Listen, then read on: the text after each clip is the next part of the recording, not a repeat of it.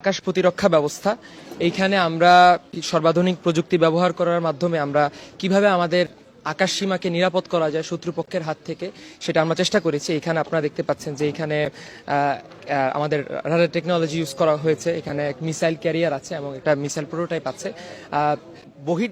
মানে ভিনদেশি কোনো আকাশযান কিংবা আমাদের দেশের জন্য থ্রেটস হতে পারে, এয়ার স্ট্রাইক করতে পারে বা মিসাইল বা কোনো ড্রোন হতে পারে, সেটিকে কিন্তু ছোট থেকে ছোটতর ড্রোন বা বিমানকেও সে ডিটেক্ট করতে পারবে।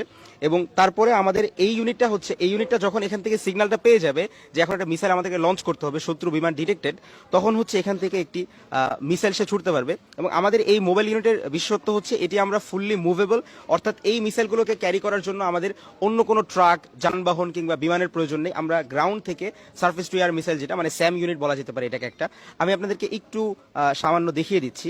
যেমন এটি কিন্তু আমাদের এই যে দেখতে পাচ্ছেন, এটিকে আমরা প্রায় 90 ডিগ্রি পর্যন্ত আমাদের প্রয়োজনের খাতিরে আমরা উপরের দিকে উঠাতে পারবো। এবং এটা কিন্তু সম্পূর্ণ রোটেট করে, এই যে ডানে বামে রোটেট করবে আপনারা দেখতে পাচ্ছেন। এবং তারপরে আমাদের যে ইউনিটে রয়েছে এটিকে আমরা নামকরণ করেছি আপাতত আবাবিল 001। মানে আমাদের মোবাইল ইউনিটের ভিতর তো মিসাইল থাকবে, 3টা মিসাইল লোডেড আছে, আপনারা দেখতে পাচ্ছেন অলরেডি। তো এই ইউনিটটার নাম হচ্ছে আবাবিল 001।